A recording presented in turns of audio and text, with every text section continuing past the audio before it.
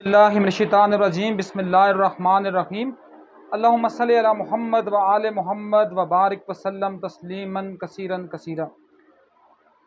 یہ درود پاک وہ بہت بڑی عبادت ہے، وہ لاریب عبادت ہے، وہ لافانی عبادت ہے، وہ وحدہ لا شریک کی وہ لا شریک عبادت ہے کہ جس میں مالک الملک اس کو ہر حال میں قبول ہی قبول کرتا ہے۔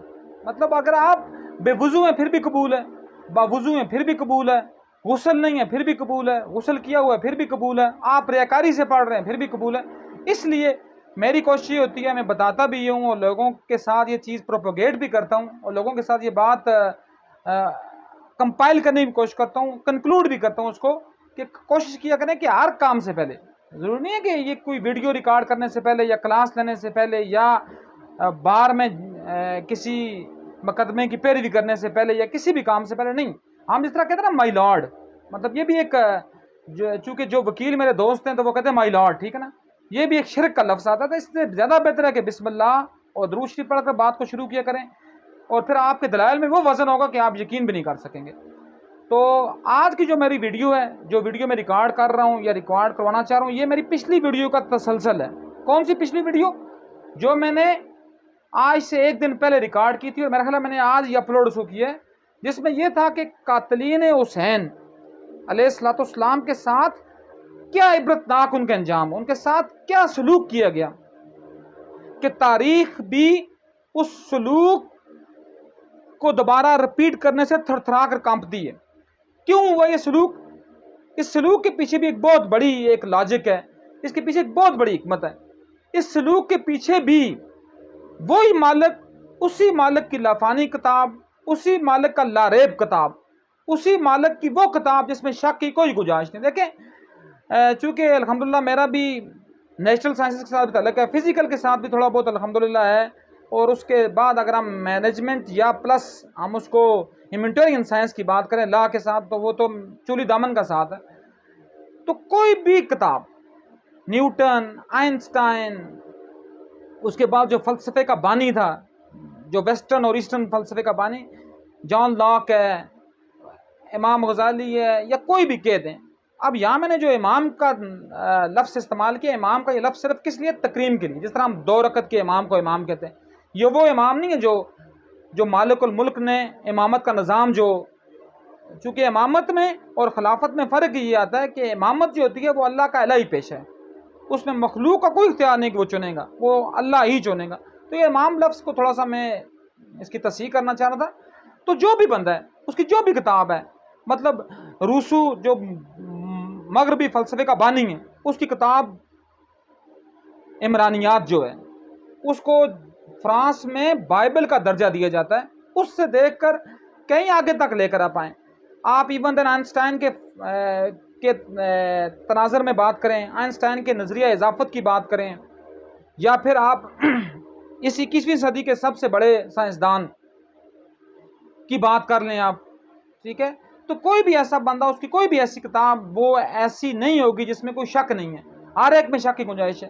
جس طرح مختلف لوگ ہیں جو یہ کہتے ہیں کہ زمین حرکت کر رہی ہے، سورج ساکن ہے، کچھ کہتے ہیں سورج ساکن ہے، زمین حرکت کر رہی ہے، کچھ کہتے ہیں دونوں حرکت کر رہے ہیں، لیکن سورہ یاسین کی آیت نمبر 36، 37 اور 38 چیخ چیخ کر کہہ رہی ہے کہ کون حرکت کر رہا ہے اور کون حرکت نہیں کر رہا۔ میں چونکہ اس کے اندر بھی نہیں جاؤں گا، چونکہ یہاں بھی بہت بڑے نظریات ہیں، نظریات کا ٹکراؤ ہوگا تو بات، جس طرح گلیلیو نے کہا تھا، گلیلیو کو اس وقت کلیسا نے سزائے موت دے دی، لیکن گلیلیو کا فلسفہ آج تک قائم ہے، لیکن وہ بھی قائم نہیں رہے گا۔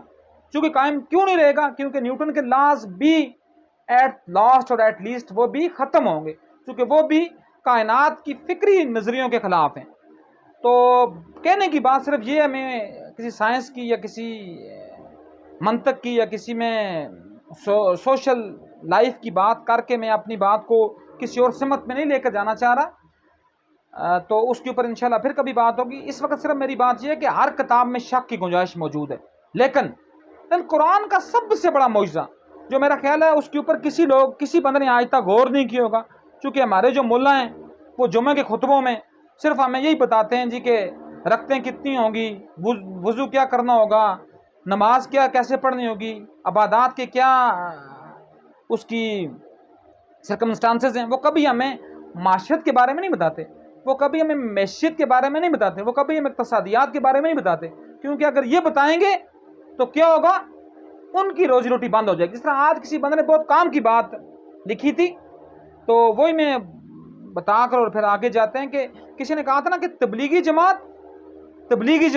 اور تبلیغی جماعت اور وہ جو دوسرا ہے اپنا کیا کہتے ہیں اس کو، یہ جو جماعت اسلامی والے یا دعوت اسلامی والے، ان کے ساتھ کبھی کسی مسلک نے، کسی مذہب نے کبھی بھی وہ بات نہیں کی کہ یہ کیسے اپنا ان کے اوپر پابندی لگائی جائے یا ان کے اوپر پابندی نہ لگائی جائے، یا ان کے اوپر پابندی نہ لگائی جائے۔ لیکن بات کیا ہے، لیکن ان کے اوپر پابندی نہیں لگا رہی خود گورنمنٹ۔ کیوں نہیں لگا رہی؟ کیونکہ اس کو پتہ ہے، گورنمنٹ کو اس بات کا شاید ہے گورنمنٹ اس بات کی شاید ہے گورنمنٹ کہ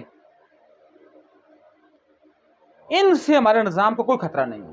کیوں خطرہ نہیں ہے؟ کیونکہ یہ لوگوں کو تبلیغ کا درس دیتے ہیں، یہ لوگوں کو نماز روزے کا درس دیتے ہیں، یہ لوگوں کو وضو کرنا اور وضو کے فرائض اور نوافل کی بات کرتے ہیں، یہ کبھی عوام کو انقلاب کا درس نہیں دیتے۔ اس لیے ان کو کیا فکر ہے، یہ ساروں کے سب نمازی بن جائیں، مسجدیں بھری جائیں، کعبہ میں 25 لاکھ جگہ 50 لاکھ کو حج کرنے چلے جائیں، کبھی بھی کسی تالا آزما، کبھی بھی کسی حکمران کو کبھی کوئی خوف نہیں آئے گا۔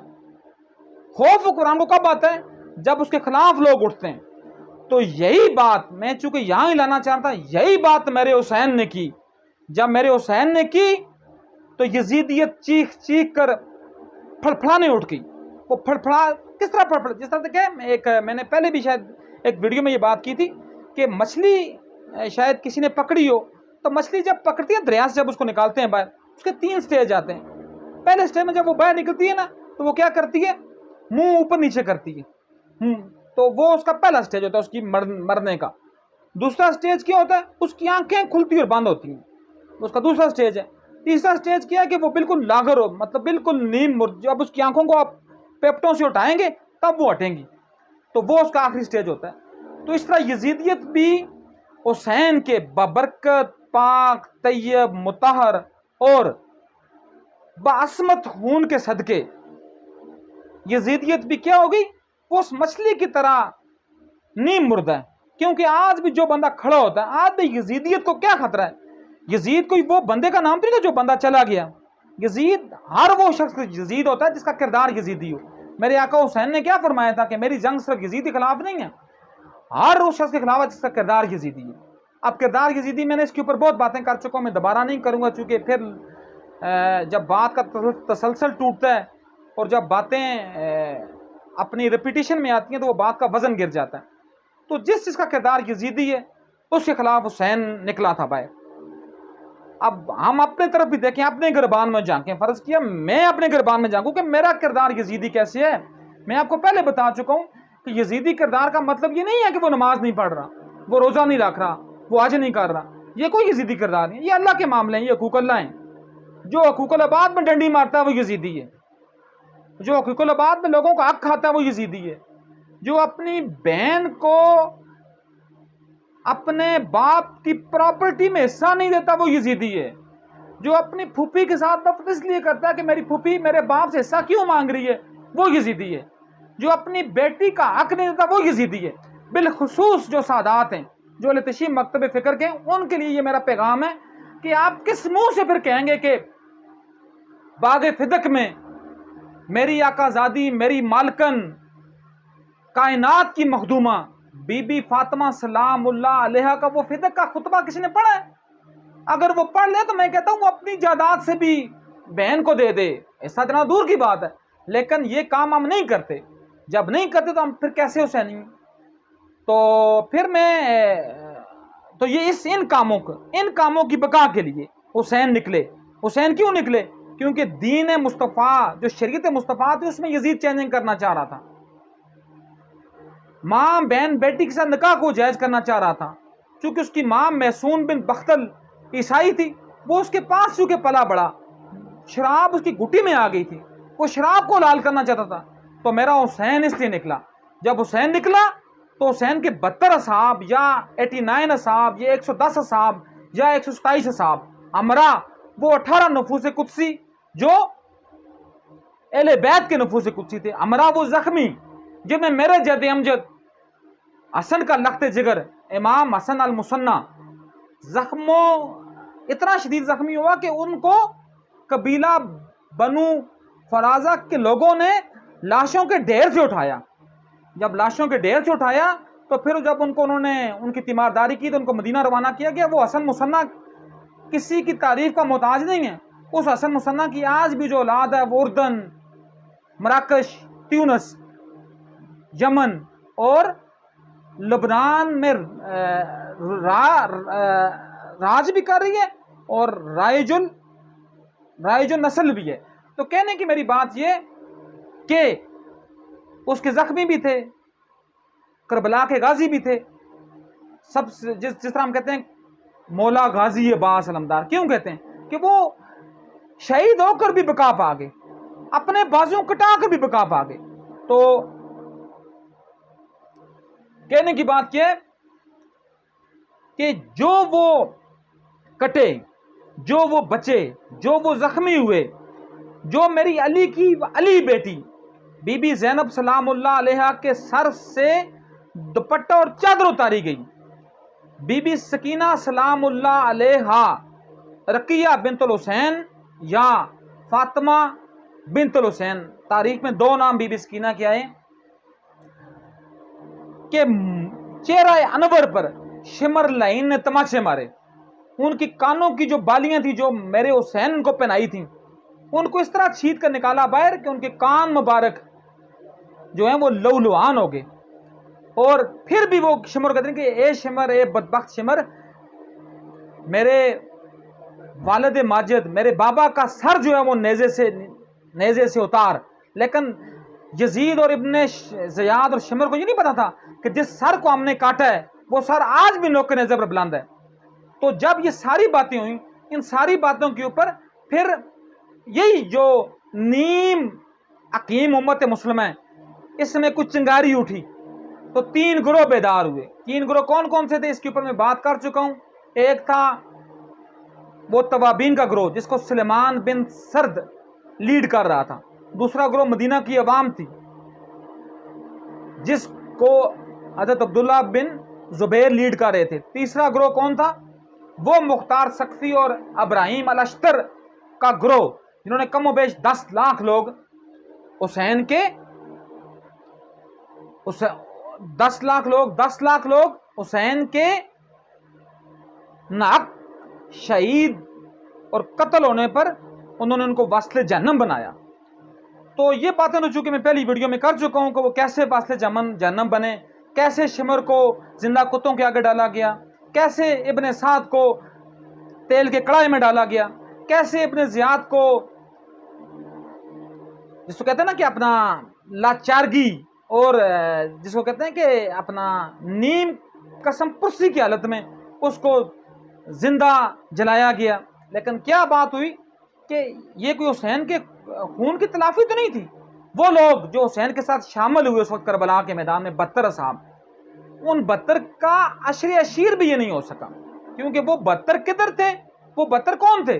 جن میں سے وہ اور زندگی پوری حسین اور حسین کے بابا کے خلاف رہا، لیکن ایک رات وہ اپنے زمانے کے امام کی معرفت پا گیا تو وہ کیا بنا؟ اور علیہ السلام. میں آج بھی کسی بندے اپنے دوست سے بات کر رہا تھا، سپریم کورٹ کے وہ وکیل ہیں، تو میں یہی کہہ رہا تھا ان کے ساتھ بات میں، کافی زیادہ لوگ ہم اکٹھے تھے. میں نے کہا کہ اب یہ حسین کا فیض عام ہے نا، ہم جب کہتے ہیں نا رضی اللہ تعالیٰ عنہ، تو رضی اللہ کا مطلب کیا ہوتا ہے؟ یہ دعا ہے، صرف دعا کہ اے اللہ تم سے راضی ہو. یہ چونکہ صحابہ اکرام رضوان اللہ علیہم اجمعین کے ساتھ منسوب ہو گئی ہے، ورنہ یہ آپ کسی بندے کو بھی کہہ سکتے ہیں کیونکہ دعا ہے نا. دعا تو آپ کسی کو بھی دے سکتے ہیں کہ اے اللہ تو ان سے راضی ہو. یہ تو عربی کا لفظ ہے نا. اب یہ چھوٹی سی میرے ذہن میں ایک جس کو کہتے ہیں لطیف سی ایک مثال آ رہی ہے کہ جو ابھی قطر میں جو ورلڈ کپ ہوا ہے فٹ بال کا، تو اس میں عرب کومنٹیٹر کمنٹری کر رہے تھے، تو ساتھ ایک بیچارہ پاکستانی بندہ جا رہا تھا، تو وہ کہتا ہے سبحان اللہ الحمدللہ سبحان اللہ. لوگوں نے کہا یار تم کس لیے سبحان اللہ الحمدللہ کہہ رہے ہو, یہ تو ہم کمنٹری کر رہے ہیں فٹ بال کی. اس نے کہا میں نے سمجھا آپ قرآن پڑھ رہے ہو, کیونکہ ہم تو اتنے جاہل ہیں نا, ہمیں تو کیا پتہ ہے عربی میں وہ گالیاں دے رہے ہیں, فٹ بالوں کی تعریف کر رہے ہیں. تو یہی بات ہمارا یہی, چونکہ ہمیں کیا پتہ عربی, عرب ہمیں کیوں کہتے ہیں عجم اجمی, ہم تو گونگے ہیں, ہم تو ان کے نزدیک ہمیں تو کوئی پتہ ہی نہیں ہے. تو ان کیا اپنا رضی اللہ عنہ کا مطلب کیا ہے کہ اے اللہ تو ان سے راضی ہو. تو اگر ہم میں اردو میں کسی کو کہوں کہ جناب غلام مصطفیٰ صاحب اللہ آپ سے راضی ہو جائے تو یہ کوئی غلط بات, لیکن اگر میں کسی کو کہوں رضی اللہ تعالیٰ عنہ تو لوگ کفر کا فتویٰ لگا دیں گے. کیوں؟ کیونکہ لوگوں کی ابھی عقلیں اتنی مکمل ہوئی ہی نہیں ہے نا. اس کی سب سے بڑی مثال یہ ہے کہ کسی نے کہا نا کہ علی تنہا کیوں رہ گئے, اور میں جب علی کو پڑھتا ہوں نا, خدا کی قسم, مجھے محمد مصطفیٰ کے لہو کی قسم, میری تمام پریشانیاں دور ہو جاتی ہیں. جس طرح میں ہوں نا لوگوں سے بالکل کٹا ہوا, لوگوں سے بالکل علیحدہ ہوا, تو میں اپنا سوچتا ہوں یار لوگ مجھ سے علیحدہ کیوں ہوئے ہیں, یا میں کسی سے علیحدہ کیوں. لیکن مجھے جب یہ سمجھ آتی ہے کہ علی کو لوگوں نے چھوڑ دیا. بی بی فاطمہ سلام اللہ علیہا کے پاس مولا کائنات ایک دفعہ آئے تو بی بی پوچھتی ہیں کہ اے علی, میں نے سنا ہے کہ مدینے کے لوگ آپ کو سلام نہیں کرتے, تو جواب سننا اور آنکھوں میں سے اگر آنسو نہ آئے تو مجھے آپ جو مرضی کہنا. مولا نے فرمایا کہ اے پیغمبر زادی, اگر میں آپ کو یہ کہوں کہ مدینہ کے لوگ میرے سلام کا جواب نہیں دیتے تو پھر کیا ہوگا. تو وہ لوگ کون تھے؟ ان میں سے میجارٹی جو تھی وہ صحابہ کی تھی. تو علی تنہا کیوں کیے گئے؟ علی چونکہ حق بات کے اوپر, حق بات کو اپنے اوپر بھی اور معاشرے کے اوپر بھی نافذ کرنا چاہتے تھے. ابو ذر غفاری کو کیوں مدینہ سے ربضہ جلا وطن کیا گیا؟ کیا وجہ تھی؟ کیا ابو ذر علیہ السلام اتنا ان میں کچھ یہ تھا کہ یہ کیوں کیا گیا؟ کیونکہ وہ حق بات کہہ رہے تھے اور حق بات شاید معاشرے کو ہضم نہیں ہو رہی تھی. جناب بلال حبشی رضی اللہ تعالیٰ عنہ و علیہ السلام کو کیوں مدینہ سے شام جلا وطن کیا گیا؟ کیوں؟ کہ وہ حق بات کہتے تھے, حق بات کی ترویج چاہتے تھے. حضرت عمار بن یاسر, کون عمار بن یاسر؟ وہ عمار بن یاسر جس کا باپ یاسر اسلام کا پہلا شہید ہے, جس کی ماں سمیہ اسلام کی پہلی شہید ہے بغیر کسی مرد عورت کی تفریق کے. وہ عمار یاسر جو جنگ صفین میں علی کی طرف سے لڑتے ہوئے شہید ہوا. اس کو کیوں شہید کیا گیا؟ کیونکہ وہ حق کا نفاذ چاہتے تھے, اور چونکہ ابھی اس طرح کی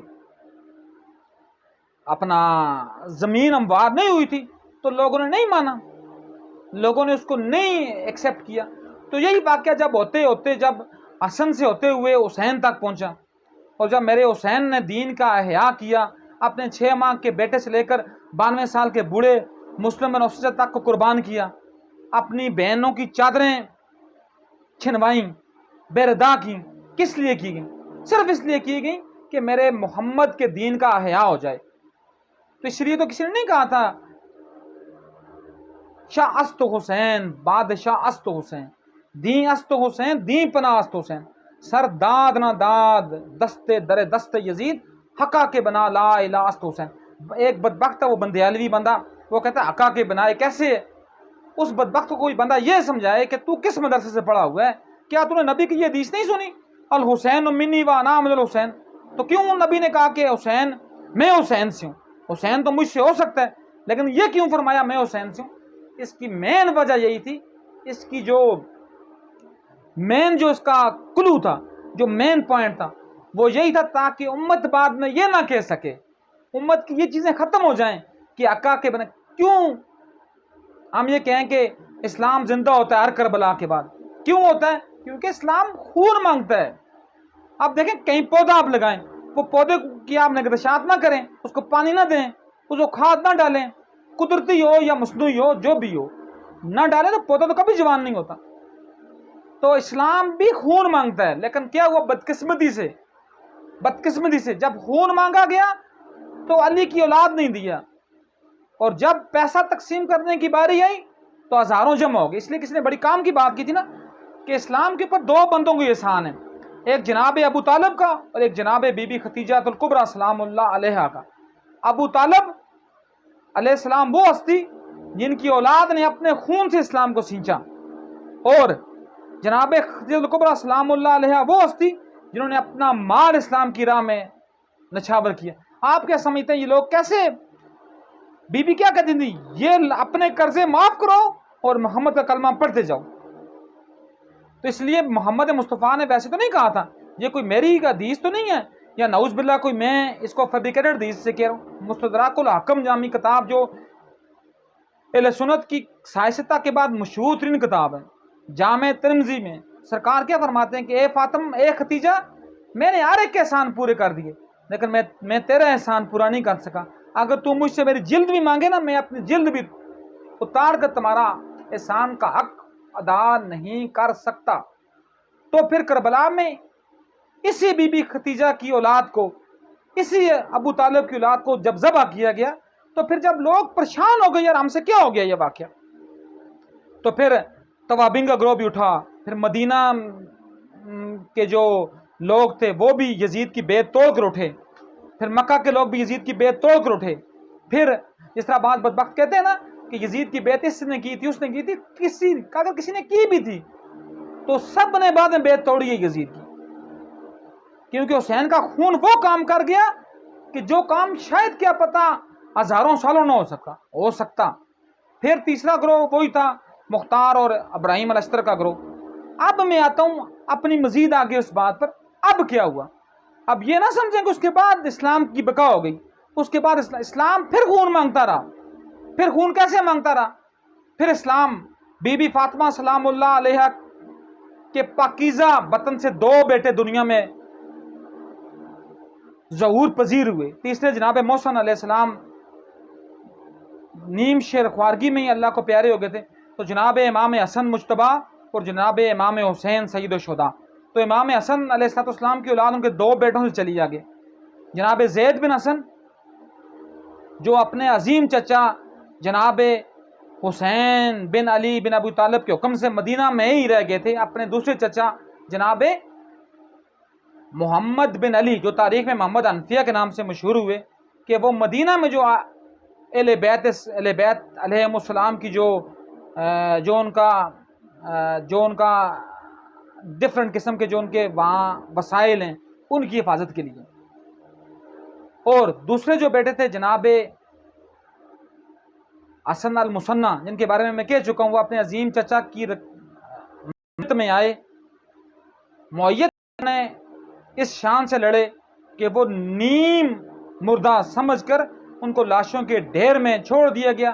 اور جب یزیدی اپنی فتح کا جشن منانے لگے تو چند ایک کہتے نا کہ ہر جگہ کچھ نہ کچھ آپ کو شاید کوئی سافٹ ہارٹیڈ یا سافٹ کائنڈ لوگ مل جائیں، تو قبیلہ بنو اسد یا قبیلہ بنو فرازہ کے لوگوں نے حسین کے اس بھتیجے حسن کے اس لخت جگر کو لاشوں کے ڈھیر سے اٹھایا اور اٹھا کر ان کی تیمارداری کرنے کے بعد مدینہ پاک روانہ کیا گیا. اور پھر یہی حسن المثنی ہے جس کی اولاد نے سب سے زیادہ قیام کیا. سب سے زیادہ کس نے قیام کیا نا؟ اولاد امام حسین، اولاد امام حسن، سب کو ملا کر سب سے زیادہ آپ کو جس کا قیام نظر آئے گا وہ سارا امام حسن المثنی کی اولاد نظر آئے گا. اور اس وقت بھی آپ کو قرۂ ارض پر جو سب سے زیادہ نسل پھیلی ہوئی نظر آئے گی وہ امام حسن المثنی کی ہے. وہ میرے ایک دوست ہیں افتخار راجپوت صاحب، انہوں نے امریکہ سے ایک پوسٹ ایک شیئر کی تھی کہ آج بھی جو مراکش کا شاہی خاندان ہے، جو اردن کا شاہی خاندان ہے، جو تیونس کا شاہی خاندان ہے، اس کے علاوہ جو ترک دور کا شریف مکہ تھا، شریف مکہ مطلب سید کو وہاں شریف کہتے ہیں، کیونکہ سید this is just title, this is not any specific caste, یہ ٹائٹل ہے. تو کیا ہوا جی کہ اپنا اسی حسن المثنی کی اولاد میں سے قیام ہوا. یہ ساری اس حسن المثنی کی اولاد ہے. یمن کا وہ خوسی قبیلہ، وہ بہادر قبیلہ جس نے آج کے یزید وقت، جو آج کے شیطان اکبر امریکہ کا سب سے بڑا معاون ہے، میری مراد سعودی عرب سے، سعودی نہیں سعودی عرب سے، تو اس کے خلاف جو برسر پیکار ہے وہ یمن کا خوسی قبیلہ ہے، جس کو ہماری بدبخت یہ جو میڈیا ہے جو بعض ان کو باغی کے لقب سے پکارتا ہے. تو یہ کوئی انہونی بات نہیں ہے، حسین کو بھی لوگوں نے باغی کہا. تو وہ آج بھی یزید وقت کے خلاف برسر پیکار ہے، کیونکہ حسین کا خون اتنا رائگان، اتنا کوئی عرضہ نہیں تھا کہ وہ رائگان چلا جاتا. آج بھی مالک الملک نے حسین کے خون کا بندوبست کر کے رکھا ہوا ہے. آج بھی وقت کا ہر یزید جہاں کھڑا ہوتا ہے وہاں حسین اور حسن کا کوئی نہ کوئی بیٹا کھڑا ہو کر اس کے خلاف نبرد ازما ہوتا ہے. آج بھی لبنان کا وہ شیر حسن نصر اللہ جس کی ایک اس کی چیخ سے، ایک اس کی تقریر سے، ایک اس کی قلم کی تحریر سے، ایک اس کی تلوار کی ضرب سے آج وقت کا دوسرا شیطان اکبر اسرائیل کانپنے لگ جاتا ہے. اتنے زیادہ اسلامی ملک ہیں 57 سے لے کر 60 تک، ان میں سے تقریباً 27 سے 28 عرب کنٹریز ہیں. تمام اس کے لمحہ لیٹ ہیں. بڑے بڑے مصر آ گیا، سعودی عرب آ گیا، عرب امارات آ گیا، بحرین آ گیا، کویت آ گیا، قطر آ گیا، سارے لمحہ لیٹ ہیں. لیکن اسرائیل جسے ڈرتا ہے وہ صرف اور صرف کیا ہے؟ یمن لبنان کا وہی حسن نصر اللہ، وہی حزب اللہ جس کو لیڈ حسن المثنیٰ کا بیٹا کر رہا ہے. اور پھر جب برصغیر میں ہم آتے ہیں تو کراچی میں جو مانے یا نہ مانے، میں وہ ایک بڑی کسی نے بڑی زبردست بات کی تھی نا کہ جو مانے اس کو بھی ایکسیپٹ کریں، جو نہ مانے اس کو بھی ایکسیپٹ کریں. ہمیں کیا فکر ہے؟ جو اپنے آپ کو یزید کہتا ہے 100 بار کہتا رہے، اللہ اس کا حشر یزید کے ساتھ کرے، اس کے اولاد کے ساتھ کرے، اس کے نسب اور حسب کے ساتھ کرے. اور اللہ ہم جیسے مسکینوں کا حسب و نسب ہی ہم تو کہتے ہیں کہ علی سے علاوہ ہم کہیں جائیں ہی نہ. کیونکہ محسن نقوی کے ایک بہت کلاس کا شعر ہے، وہ کیا فرماتے ہیں؟ تجھ میں اور مجھ میں بس اتنا فرق ہے محسن، تیرا کچھ ہے علی اور میرا سب کچھ ہے علی. ہمارا تو سب کچھ ہی علی ہے. تو یہ وہ اسی کا تسلسل ہے، اسی خون حسین کا تسلسل کہ آج بھی قاتلین حسین، ان کی نسلیں آج بھی حسین اور حسن کی نسلوں کے سامنے ننگی ہیں، ان کے سامنے لرزہ برندام ہیں. کیوں؟ کیونکہ یہ اس حسین کے پاک خون کا صدقہ تھا کہ آج بھی نسل یزید کیا کہہ رہا ہوں، اس کی اولاد تو کچھ تھی نہیں، اس کی فکری اولادیں وہ کہیں بھی ہو سکتی ہیں، وہ کسی بھی گروہ میں ہو سکتی ہیں. اور حسن اور حسین کی فکری اولادیں کسی بھی جگہ ہو سکتی ہیں، کسی بھی نسل میں ہو سکتی ہیں. اس کا کوئی فرق ہی نہیں ہے. کوئی ہاتھ کھول کر نماز پڑھتا ہے، باندھ کر پڑھتا ہے، یہاں باندھ کر پڑھتا ہے، یہاں باندھ. چونکہ امیر تیمور نے بڑی کام کی بات کی تھی کہ اگر کوئی یہاں بھی باندھ کر پڑھ لے، قیام تو وہ کر رہا ہے نا. تو کہنے کی بات یہ ہے کہ اس سے کوئی فرق نہیں پڑتا. فرق کہاں پڑتا ہے کہ اس کے اندر کیا ہے، وہ کتنا بغض محمد اور آل محمد اس کے اندر ہے.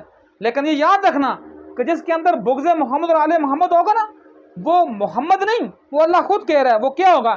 انا شانئک ھو الابتر، تیرا دشمن بے نام و نشان ہوگا. حسن اور حسین کی اولاد کہاں ہیں؟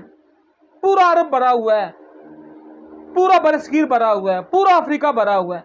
ضروری نہیں کہ سارے اصلی ہی ہوں، لیکن یہ بھی اولاد فاطمہ کا اعجاز ہے نا کہ لوگ ان کے ساتھ جعلی شجرے اپنے جوڑتے ہیں.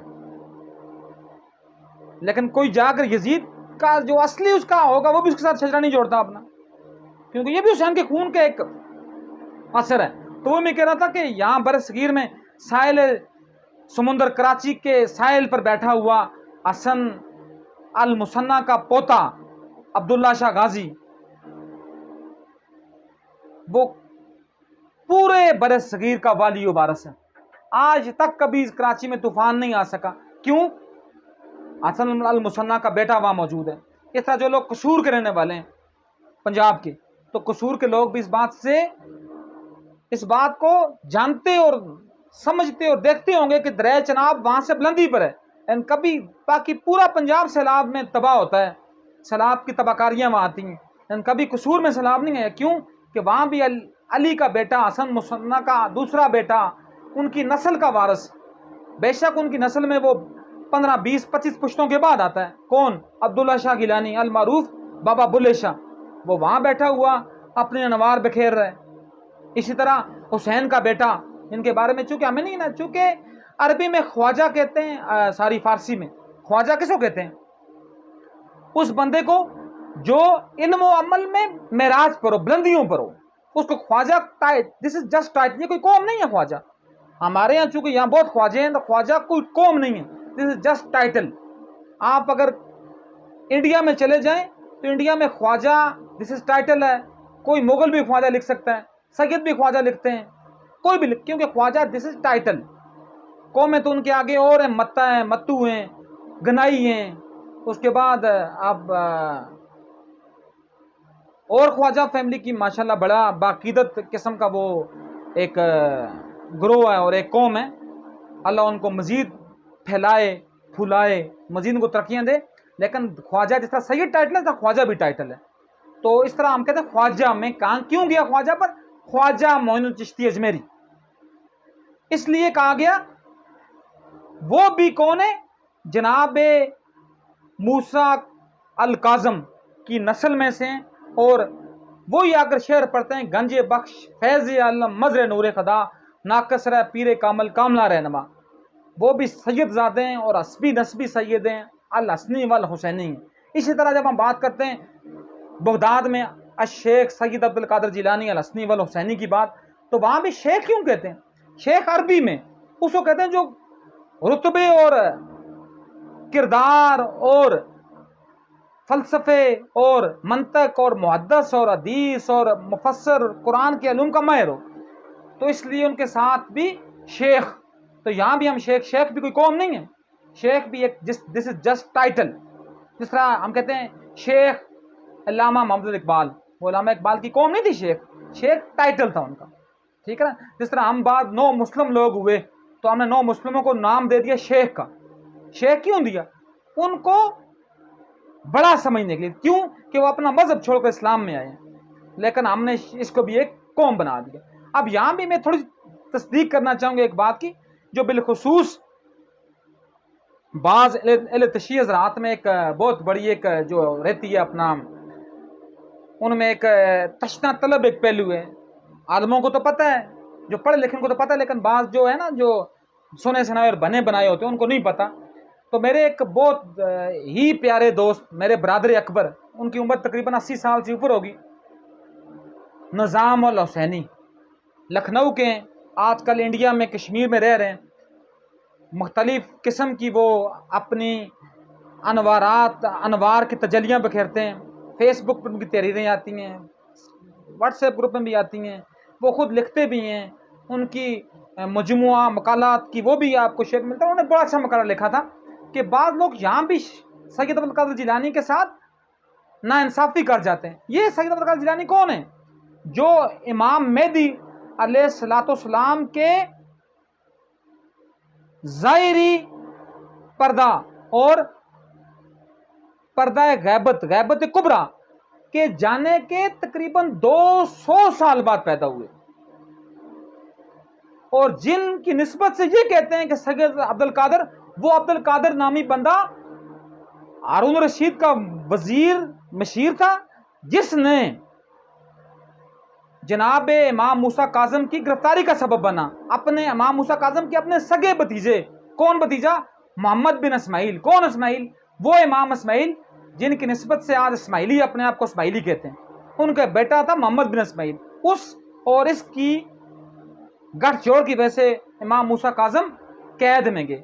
وہ جو بندہ عبد القادر تھا وہ سید نہیں تھا، وہ مجوسیت سے مسلمان ہوا تھا. اور جس الشیخ سید عبد القادر جیلانی کی ہم بات کرتے ہیں، الحسنی والحسینی، جو صاحب بغداد ہیں، جو بغداد کے وارث ہیں، تو وہ امام حسن، فطری طور پر امام حسن کے ساتھ ان کا نسب ملتا ہے، اور مادی طور پر جناب امام جعفر صادق سے ہوتا ہوا امام حسین علیہ السلام تک ان کا نسب جاتا ہے. تو کیا کہا گیا؟ میں کیا کہہ رہا تھا کہ اب تک جہاں جب یزیدیت کو یہ محسوس ہوا کہ میں طاقتور ہوں، تب حسین اور حسن کی اولاد کھڑی ہوئی. تو کیا ہوا؟ عباسی خلفاء کے دور میں حضرت نفس زکیہ، ان کو نفس زکیہ کیوں کہتے ہیں؟ ان کے بھائی ہے جناب ابراہیم اور جناب نفس زکیہ. نفس زکیہ کون ہے؟ جناب عبداللہ شاہ غازی کے والد گرامی. تو جناب نفس زکیہ کے واقعے کو کربلا ثانی کہتے ہیں. بالکل کربلا کا واقعہ ہوا. 128 لوگ جعفر منصور کے دور میں تاطے کیے گئے. اسی طرح کا واقعہ وہ جو واقعہ کربلا میں ہوا، سیم واقعہ وہاں کوٹ ہوا. اور پھر دین کا احیاء ہوا. کس نے دین کا احیاء کیا؟ حسن کے بیٹے نے. پھر انہی کے چچا بھائیوں محمد اور ابراہیم کو زندہ دیواروں میں چنوایا گیا، زندہ دیواروں میں. تاریخ جب پڑھے نا بندے کے رونگٹے کھڑے ہو جاتے ہیں. تو کیا ہوا جی؟ اس کے لیے بھی جو خون دیا گیا اسلام کے پودے کو تناور درخت بنانے کے لیے، تو وقت کے یزیدوں کے خلاف حسن کے بیٹے نے دیا۔ پھر آگے آتے ہیں جن کی بات میں پہلے کہا چکا ہوں آپ کو، جناب بابا بلے شاہ کی، کہ بہت مشہور و معروف کلام ہے۔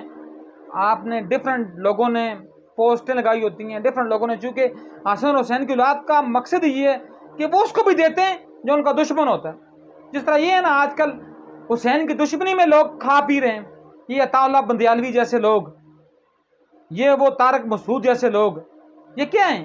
یہ حسین کی دشمنی کر کے ان کا پیٹ اللہ پال رہا ہے، کیونکہ حسن اور حسین وہ ہستی ہیں جو اپنے دشمنوں کو بھی نوازتے ہیں، تو جو ان کے ساتھ متمسک ہوگا وہ کیوں نہیں نوازا جائے گا؟ لیکن نوازنے کا مطلب کیا ہے؟ یہ میری چائے بالکل ٹھنڈی ہو گئی ہے، لیکن نوازنے کا مقصد کیا ہے؟ نوازنے کا مقصد یہ نہیں کوئی سمجھے کہ ان کے پاس پیسہ ہے، دولت ہوگی، مال ہوگا۔ یہ میرے آقا مولا کائنات کا صحیح ان کا قول ہے جو نجات البلاغہ میں درج ہے۔ مولا سے کسی نے پوچھا کہ رزق کی کتنی قسمیں؟ مولا نے کیا فرمایا؟ رزق کی 70 قسمیں۔ کتنی؟ 70، 7 صفر۔ تو سب سے جو گھٹیا قسم ہے وہ کیا ہے؟ جو ہم کھاتے پیتے ہیں، فرض کہ جو میں یہ پی رہا ہوں چائے، سب سے گھٹیا قسم رزق کی یہ ہے۔ جو ہم پی رہے ہیں پانی، سب سے گھٹیا قسم یہ ہے۔ جو ہم کھا رہے ہیں، سب سے گھٹیا قسم یہ ہے۔ پوچھا کیوں؟ کیونکہ یہ آپ کے پیٹ سے غلاظت بن کر نکلتا ہے باہر، تو یہ گھٹیا کیوں نہیں ہوگا؟ تو پھر پوچھنے والے نے پوچھا، اے امام تو سب سے اعلیٰ قسم کون سی ہوگی؟ تو امام نے فرمایا سب سے اعلیٰ قسم رزق کی وہ ہے محمد اور آل محمد کی محبت۔ اگر کسی کے پاس محمد اور آل محمد کی محبت ہے، وہ غریب کہاں سے آ گیا؟ اس طرح امامت کے 9ویں تاجدار امام علی رضا علیہ السلام کے پاس ایک سائل آتا ہے، ان سے کہتا ہے کہ اے امام، مجھے